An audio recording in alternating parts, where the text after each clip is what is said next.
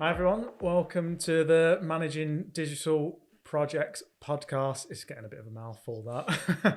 I'm Tom. Hi everyone, I'm Faisal, and today we're going to be talking about deadlines. We're going to be talking about some steps that we can implement to mitigate projects going late and look at some steps where some things can cause projects to go late. So we'll try and outline.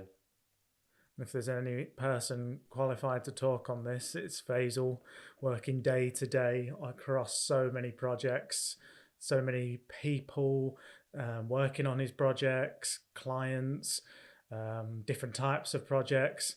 You've been doing that for a number of years now, haven't you? So, who better to come and talk to us about this?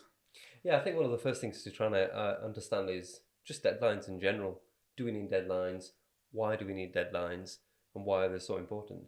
So for me, I think they're absolutely crucial to anything that you're doing, anything that you're working on, whether it's a project or a task or a small little deliverable or something as simple as just putting a clock up in the office on the wall. Everything needs a deadline. Everything needs, when are you going to start it? When are you going to finish it?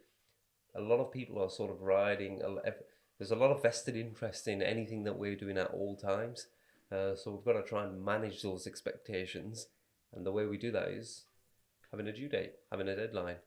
And we sort of try and implement those ideas into each deliverable that we do, each task that we do, or each project that we do. And what do you think on my thought that maybe there's more than one deadline out there? What do you think when I say that? Obviously, I'm throwing this question upon you.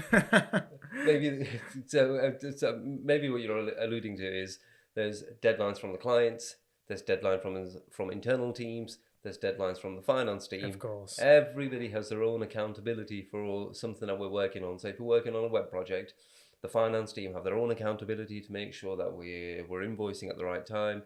The directors might have a completely different accountability in terms of being able to forecast if we can do less projects, more projects, where we are with the existing projects. Clients have their own accountability, and again, they have accountability within their own companies in terms of what's expected on that web project. So there's so many different deadlines. So you've got to try and work your way around all these different deadlines and keep everyone happy. Ultimately, deadlines are there to make sure everybody's happy. Yeah, I think those hidden deadlines, the ones that fascinate me, the ones that are clear and front and center, you get quite used to quite quick. But knowing those sort of background deadlines that maybe just the one you don't know about, maybe that it's there, but you kind of feel that it's there somewhere, and you have to tease it out. I'm always quite interested by those ones. Yeah, you're right. You're right. It's because, and you always know about it. Deep down, you know there's another deadline for somebody else somewhere, but you don't. You sort of procrastinate, and you don't want to open that subject or open that topic, and you kind of like leave it under the pillow until somebody else raises it, and then there's a new deadline that you've got to try and hit. You've got to try and work towards. So what I wanted to try and do is try and help us identify some things that I do on a daily basis on a daily basis to try and keep projects on track, and just talk about some of the steps that I work through, and just sort of just discuss them. So the first thing for me is most important one is it's what's the scope of the project? What are we doing? What are we building? Let's use web projects as a good example because they have a very clear start date and a very clear end date. They have lots of gates in between, so there's lots of deadlines that you're working through when it comes to a web project. So one of the first things that I want to try and understand is what is the statement of works? What is the scope of works? What are we doing? What's the objective? What's the overall objective? What's the client's objective? What's our internal objective? And what are the objectives for each team that's going to be involved in working on those projects? What's required from the content team? What's required from the design team? What's required from the dev team? So to try and understand and break all these little sections down gives you a holistic, a good picture, a bird's eye view of this project and the demands it's going to put on that team. Yeah. So just very high level, and then from then on, you sort of break it down into sort of, I like to call it as actions, and I like to be very clear with what actions means. It's not this thing needs doing. It's who's doing it, exactly when are they doing it, how are they doing it, why are they doing it, really get into the micro detail of those individual deliverables and those tasks. So where do you think you spend a lot of your time then, day to day, when you're trying to look at where a project's up to? Is it in the micro, or I guess a lot of people call them phases of a project, Mm. maybe like the higher category, 5 key things that need to be done. Is that the sort of space you spend your time?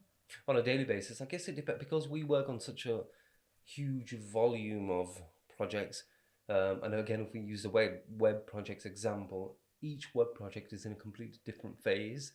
So let's use 2 different examples. You've got one project where very early stages, we're still discussing with the client, going through the T's and C's, going through the statement of works, trying to understand what it is with the client. So there's that one. So there are deadlines within that, isn't there? There's deadlines. The client has a go live date which they've signed for, but we've got to make it clear to them that you've got to book a discovery call in, you've got to do that, we've got to create a funk spec, we've got to do a sitemap, we've got to do so those deadlines are very different. And then you might have a completely different project which might be in let's call it gate 3, might be in the middle of design. So we're working separately with the design teams and understanding when are they going to deliver those designed pages, who's next, who's involved, and all the different people that are involved in fulfilling that deliverable, and then working with the client to make sure that if they've got any design elements that they need us to consider, if they've got a brand team that wants to get involved. So it just completely depends on what phase that project it's on. Makes sense. Mm. And I know there's certain things you wanted to cover off today, and I think one of them was around deadlines versus the complexity of the type of work. Is that something you have to consider when you're looking at these projects?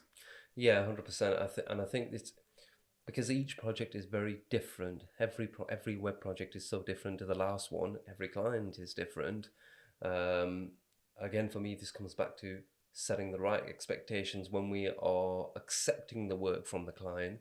We need to make sure we get the right people involved with the client as well as the sales teams so that we fully understand what it is that we're taking on board. By not doing that, the deadlines get stretched because scope creep comes into play. We might be under-scoping something, we might be over-scoping something. And as you know, in agency life, because of the amount of work that gets booked in, it's such a fast-paced environment. So it's like things come in, things go out, things come in, so we can ill afford to spend more time than we planned. It's great. We can work on big projects. It's not a problem. It's just understanding and have we planned that work in the system. What sort of tolerance of buffer would you say we might have on that? It's always a tricky one. I'm always edging on the side of adding buffer. Yeah. Some people are on the other side. Or for me, if somebody says to me, I'm going to give it to you a week, I'm going to tell the client 2 weeks.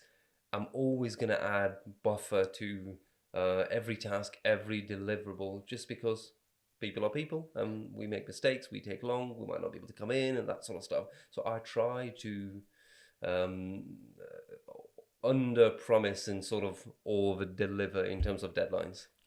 I guess there's a balancing act there, though, isn't there? Because a business has to deliver a certain amount of work, so you have to try not to undercut yourself in terms of delivery capacity, but then not overpromise yourself in terms of what you can get out and then miss things. So it must be a fine balancing act. Yeah, 100%. And I think one of the tools that we use to support us in that is just general accountability. We hold everyone account. I hold myself account. We hold the teams that we work to account. And once the project has been mapped out, those deadlines have been set, we make sure people are accountable for the tasks or the deliverables or whatever it is that they're working on to make sure they deliver it within those timelines. Yeah. And again, within accountability, there's lots of tools and structures we have which support people on a daily basis. And that could be through a Cello, that could be through the project management system that we use, or just general scrums and meetings which we bring in on certain days that keeps everything on track. Yeah, and I think we've seen that a lot, especially with retainer work. It's so much easier if you can add in lots of buffer, but then you need to deliver month on month. People are paying for a retainer, paying for plans that you're going to deliver monthly. If you add too much buffer into them, you get all out of whack in terms of the delivery months, and then eventually you're behind on your work.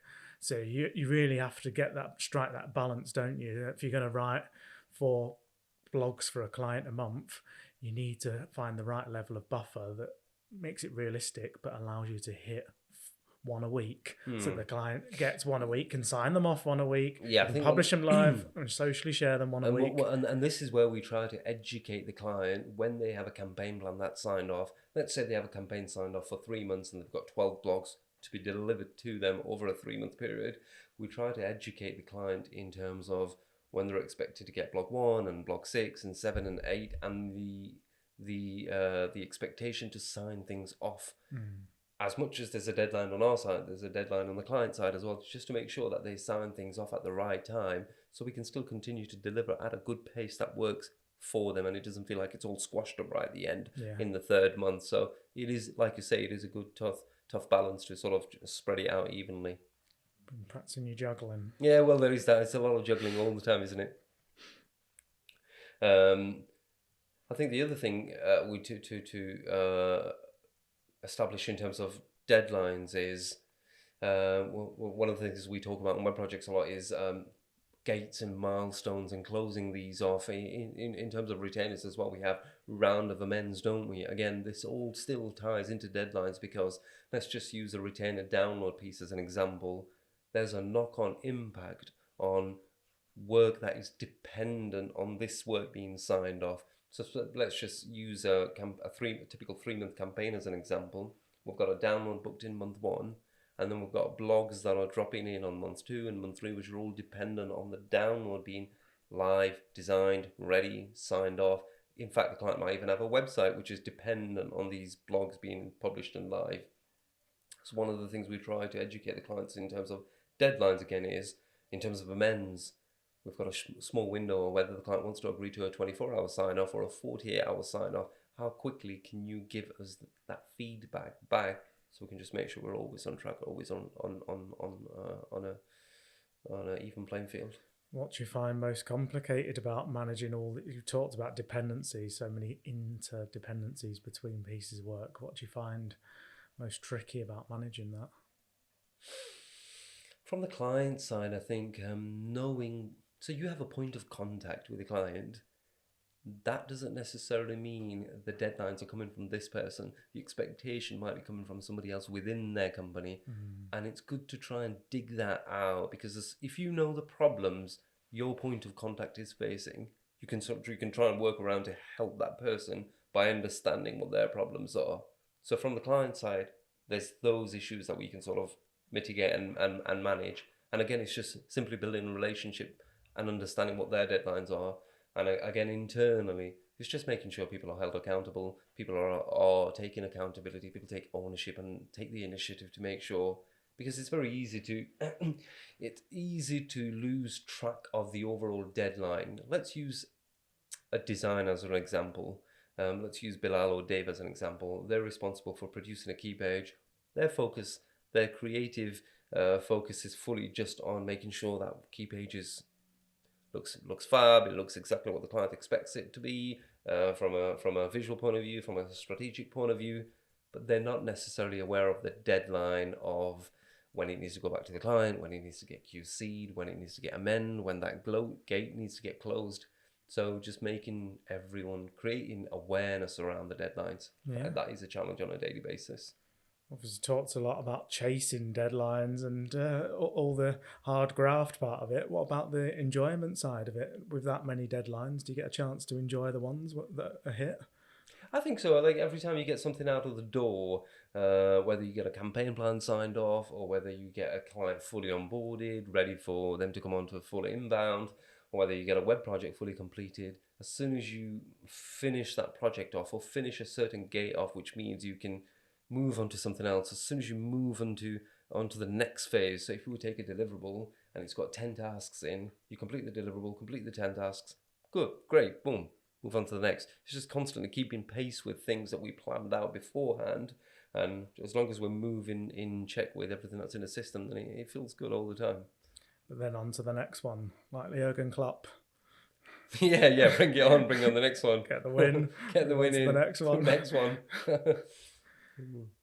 The other thing I wanted to sort of mention we use to support us in deadlines is notifications and triggers, which we have built into the system, which also help. Which not one person or two people can, three people can manage everything all the time. You can't always have eyes on everything. So one of the things that we try and do to support people in the business is have notifications and have triggers in place where on a Monday morning you might get a notification to show you if there's any slippage in terms of dates, and these sorts of triggers we have in built into the system. I think it's safe to say that's critical, isn't it? And I don't think we get quite as many triggers from our system as we'd like. And we know the benefit, we know how much like capacity that could unlock for us to get even more. So I think anyone looking at deadline management, that's probably one of the key things to consider, isn't it? What automation can you get? Because when you're talking about lots of projects, lots of tasks, and you're sort of sat in a project management office across so many projects, there's only so much you can't be everywhere. You can't be everywhere, so you need to leverage technology. 100%, and I think when you touched on automation, that's probably a key, isn't it? That's where we'd love to get to, and that's where we want to get to, and that's where we sort of constantly gear our focus on, is to try and automate as much as we can. There's only so many meetings and so many times you can communicate with somebody via text, email, phone, in person. Sometimes just a simple reminder on a Monday morning or a late Friday, a quick automation from the system, it really helps. It just takes that pressure away as well, isn't it? And it sort of creates the awareness. I think the key thing is the awareness that it can create to multiple levels of the business. Definitely. Is that all your topics for today on delivery? That was from the deadline side. Right, well, we're going to film another podcast after this, aren't we? So let's get cracking. We're going to change clothes with a quick Superman turnaround in a phone box. But yeah, if John is still rolling, we probably should wrap this up. So thanks everyone for watching today. Like we said, another podcast coming as well, so keep looking out for those. And thanks for your time. Cheers, Faisal. Cheers, thank you.